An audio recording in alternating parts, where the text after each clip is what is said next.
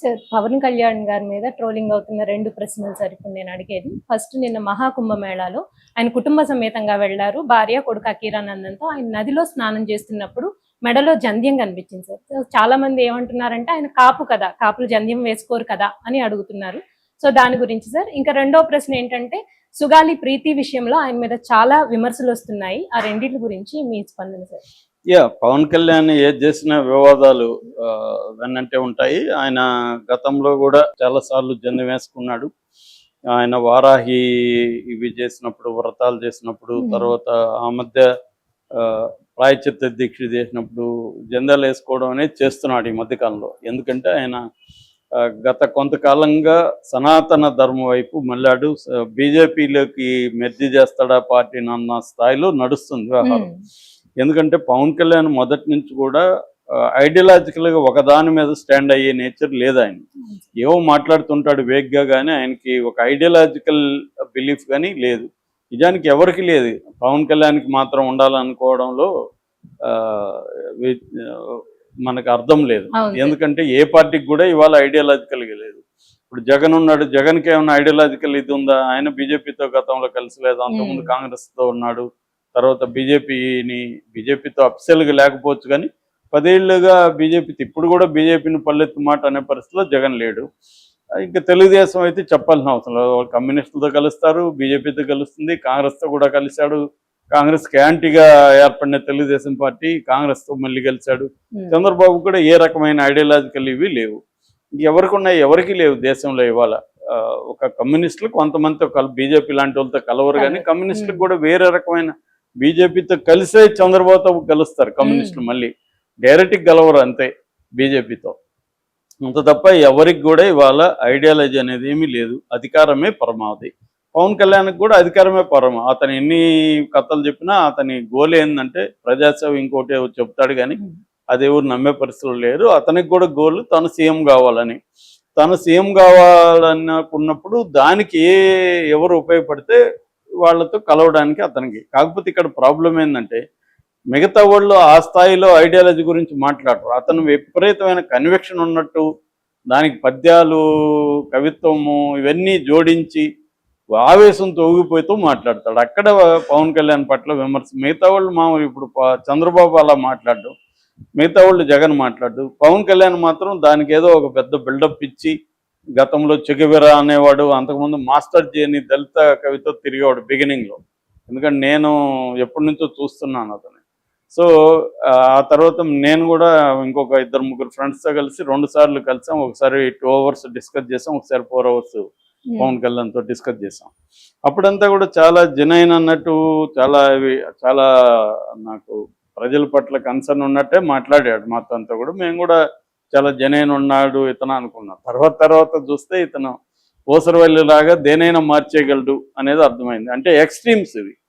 ఇప్పుడు కమ్యూనిస్ట్ పార్టీలో ఉన్నారు వాళ్ళు, కనీసం ఎక్స్ట్రీమ్స్కి వెళ్ళరు, ఒక పరిధిలో ఉంటారు. పవన్ కళ్యాణ్కి ఏవి లేవు అనేది అర్థమవుతుంది. ఏ రకమైన ఐడియాలజికల్ మూవింగ్స్ అనేవి లేవు ఆయన. సో చెగువెరా అనేవాడు ఒక ఎక్స్ట్రీమ్ రెవల్యూషనరీ, ప్రపంచవ్యాప్తంగా రెవల్యూషనరీ ఐడియల్ అనమాట, ఆదర్శం. అలాంటి వ్యక్తి నా ఆదర్శం అని చెప్పాడు. కమ్యూనిస్టులతో ఉన్నాడు, దాని తర్వాత దళిత వాదులతో తిరిగాడు.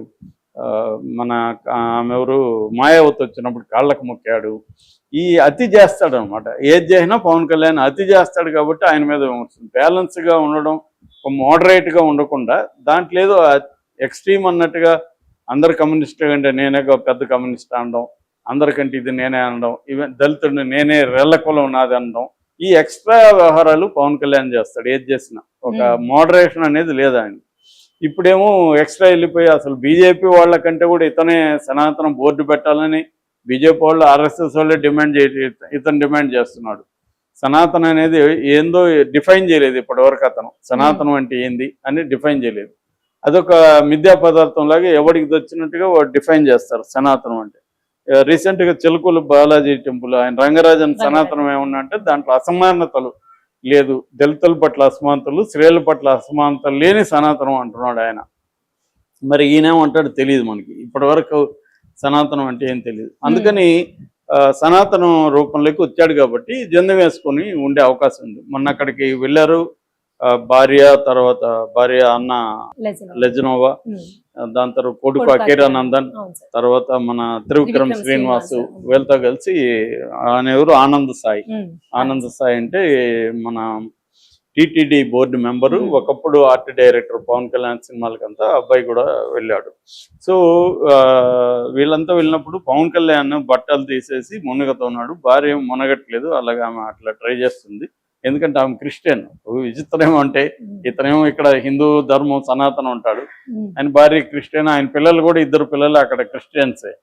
సో వాళ్ళు చర్చికి వెళ్తారు, వాళ్ళు క్రిస్టియన్స్కి ప్రాక్టీస్ చేస్తారు, ఈయన సనాతనం ఉంటాడు. ఇదే విచిత్రం. ఇప్పుడు మతాంతర వివాహం చేసుకున్నప్పుడు మళ్ళీ ఈ డ్రామాలంతా ఎందుకు అంటే రాజకీయంగా. ఇప్పుడు ఈయనే కాదు, ప్రతి ఒక్కరు కులాంతర వివాహం చేసుకున్న వాళ్ళు కూడా మళ్ళీ కులాన్ని ఫాలో అవుతారు, మతాంతర వివాహం చేసుకున్న వాళ్ళు కూడా మళ్ళీ ఏది రాజకీయాలకు ఉపయోగపడితే అది చేస్తారండి. సింపుల్ చెప్పాలంటే తమ గోల్కి ఏది ఉపయోగపడితే దాన్ని, వాళ్ళకి మతం లేదు, కులం లేదు, ప్రాంతం లేదు, ఏదీ లేదు, తమ గోల్ ఏదో ఉంటుంది, వ్యక్తిగతమైన గోల్. ఆ గోల్కి ఏది ఉపయోగపడితే అది వీళ్ళందరూ కూడా ఫాలో అవుతారు. ఇతను కూడా అలాగే ఫాలో అవుతున్నాడు, పవన్ కళ్యాణ్ కూడా. అందుకని జందం వేసుకుంటా. రెండోది ఏంటంటే పవన్ కళ్యాణ్ మనం గమనిస్తే ఒక గాంధీని, ఒక ఎన్టీఆర్ని వెళ్ళి ఫాలో అవుతాడు. అంటే public perception, public performance important అనమాట. పబ్లిక్ లేకి ఏది వెళ్తుంది, నా వేషం ఎలా ఉండాలి, ఇవన్నీ అందులో సినిమా నుంచి వచ్చాడు కాబట్టి ఆయనకి ఆ ఐడియా కూడా బాగా ఉంది. అంటే వేషము, భాష, పర్ఫార్మెన్స్, ఇవన్నీ ఎలా ఉండాలి అనేది ఆయనకు తెలుసు. ఎలా ఉంటే ఎలా జనంలోకి వెళ్తుంది అనేది, అందుకనే వేషాలు కూడా మారుస్తూ ఉంటాడు పవన్ కళ్యాణ్. ఎందుకంటే ఎటువంటి ఇమేజ్ జనంలోకి తీసుకుపోవాలనేది ఒక ప్లాన్ ఆయనకు ఉంది. ఆయన ఆవేశం అంతా కూడా ఫేకే, ఆయన ఆవేశం రియల్ కాదు. ఆయన ఆవేశంగా ఉన్నట్టుగా ఒక యాక్టింగ్లోకి వెళ్తాడు. ఎందుకంటే జనాల్ని ఇంప్రెస్ చేయాలి. ఆయనకు తెలుసు ఆయన అభిమానులు ఎక్కువగా పెద్దగా ఎడ్యుకేషన్ లేని లంపెన్ యూత్, వాళ్ళకి ఇవన్నీ బాగా పనిచేస్తాయి. ఎడ్యుకేషన్ నుండి థింక్ చేసేవాడికి పనిచేయదు, వాళ్ళకి అర్థమైపోతుంది. కానీ తనకి ఉన్నది వాళ్ళు ప్రధానం కాబట్టి వీళ్ళని ఎలా ఇన్ఫ్లుయెన్స్ చేయాలనేది ఆయనకి ఒక క్లారిటీతో వెళ్తున్నాడు అనమాట. అలాగే జందెం వేసుకున్నాడు. అంత తప్ప దాని గురించి అంతకంటే వేరే చర్చ. జందెం దానికి రకరకాలుగా నెట్లో డిస్కషన్స్. అక్కడికి నార్త్ ఇండియా వెళ్ళినప్పుడు, గయా కానీ లేకపోతే ప్రయాగ వెళ్ళినప్పుడు పిండం చేసేటప్పుడు మామూలు వాళ్ళకు కూడా జందెం వేస్తారు, ఇవన్నీ. ఇంకోటి ఏంటంటే కాంట్రాడిక్టరీ ఎలిమెంట్, త్రివిక్రమ్ బ్రాహ్మణ్, ఆయన జందెం వేసుకోలే, ఈయన కాపు సామాజిక వర్గం, ఈయన జందెం వేసుకుంది. దానికి మళ్ళీ ప్రతి కులంలో కూడా బ్రాహ్మణైజేషన్ అంటారు ఇండియాలో, బ్రాహ్మణీకరణ, చిత్రీకరణ, ఈ 2 చరిత్రలో మనం చూస్తే జరుగుతాయి. అంటే మామూలు వాళ్ళు కూడా క్షత్రియులుగా మారిపోవడం, శూద్రులు కూడా బ్రాహ్మణులుగా మారిపోవడం చాలా. ఇప్పుడు ఫర్ ఎగ్జాంపుల్ కమ్మ సామాజిక వర్గంలో కూడా కమ్మ పురోహితులు, పెళ్ళిళ్ళు వీళ్ళే పురోహితులు, అట్లా దళితుల్లో కొంత దళిత పురోహితులు ఉంటారు. ఇట్లా ఉన్నది మన దేశంలో ఏంటంటే ఫ్లెక్సిబిలిటీ అన్నమాట. వీళ్ళు కూడా పురోహితులకి దక్షిణము కొంత మంచిగా అదిస్తే రూల్స్ మార్చేస్తారు. రూల్స్ మార్చి మనకు కావాల్సిన విధంగా రూల్స్ని బెండ్ అండ్ బ్రేక్, ఈ 2 కూడా చేస్తుంటారు అన్నమాట. అలాగే పవన్ కళ్యాణ్ ఈ గోల్కి అనుగుణంగా చేసుకున్నాడు. ఇక సుగాలి కేసు, సుగాలి ప్రీతి అనే అమ్మాయి 10th క్లాస్ చదువుతోంది. కర్నూలులో కట్టమంచి రామలింగారెడ్డి రెసిడెన్షియల్ స్కూల్లో ఉండింది, హాస్టల్లో ఉండేది. ఒక మిస్టీరియస్గా అమ్మాయి చనిపోయింది, ఆత్మహత్య చేసుకుందని వాళ్ళు చెప్పారు. లేదు, అమ్మాయిని ఆ కరస్పాండెంట్ వాళ్ళ కొడుకులు రేప్ చేసి చంపేశారని వాళ్ళ తల్లిదండ్రులు రాజు నాయక్, పార్వతి ఆరోపించారు. అది అప్పట్లో చంద్రబాబు ప్రభుత్వం ఉంది, దాని మీద పెద్ద వ్యతిరేకత వచ్చినా కూడా చంద్రబాబు పట్టించుకోలేదు. జస్టిస్ ఫర్ సుగాలి ప్రీతి అని ఒక ఉద్యమం వచ్చింది. దాని తర్వాత జగన్ ప్రభుత్వం వచ్చింది. జగన్ వాళ్ళకి ఒక 8 లక్షలు డబ్బులు ఇచ్చాడు, 5 సెంట్ల ఇల్లు ఇచ్చాడు, ఒక 5 ఎకరాల ల్యాండ్ ఇచ్చాడు. దాని తర్వాత అప్పట్లోనే చంద్రబాబు పీరియడ్లోనే కేసులు పెట్టారు, వీళ్ళు అరెస్ట్ అయ్యి బయటకు వచ్చేసారు. దాని తర్వాత జగన్ వచ్చినాక డిమాండ్ వచ్చింది వాళ్ళ అందరి నుంచి. పవన్ కళ్యాణ్ కూడా కొంత వెళ్ళి డ్రామాలు చేశాడు అక్కడ, సుగాలి ప్రీతి కోసం నేను నిలబడతాను, ఇవన్నీ మాట్లాడాడు. అయిపోయినాక జగన్ సిబిఐకి పిలిపిస్తే సిబిఐ తీసుకోలేదు. దీని తర్వాత 2020లో సెప్టెంబర్ 11న తల్లిదండ్రులు ఇద్దరు, రాజనాయక్ అండ్ పార్వతి, ఇద్దరు కోర్టుకు వెళ్ళారు, హైకోర్టుకి, సిబిఐకి. కోర్టు ఇచ్చింది. అప్పటి నుంచి సిబిఐ దిగుతుంది కానీ ఇప్పటివరకు సిబిఐ సాధించిందే లేదు. ఇప్పుడు సిబిఐ చేతులు ఎత్తేసింది, కోర్టులో పిటిషన్ వేసింది. మాకు ఇది మరీ అంత కాంప్లెక్స్ కేసు ఏం కాదు, సిబిఐ చేయాల్సినంత కాదు, సిబిఐకి వనరులు మ్యాన్ పవర్ లేవు కాబట్టి మేము దీని నుంచి విత్డ్రా అవుతున్నాం. ఇప్పుడు పవన్ కళ్యాణ్ నోరు మెదపట్లేదు. పవన్ కళ్యాణ్ ద్వంద్వ వైఖరి ఏంటంటే అతను ప్రతిపక్షంలో ఉంటే ఒక రకంగా బిహేవ్ చేస్తాడు, అధికారంలోకి వెళ్ళాక ఇప్పుడు అన్ని అతను పక్కన పెట్టేశాడు.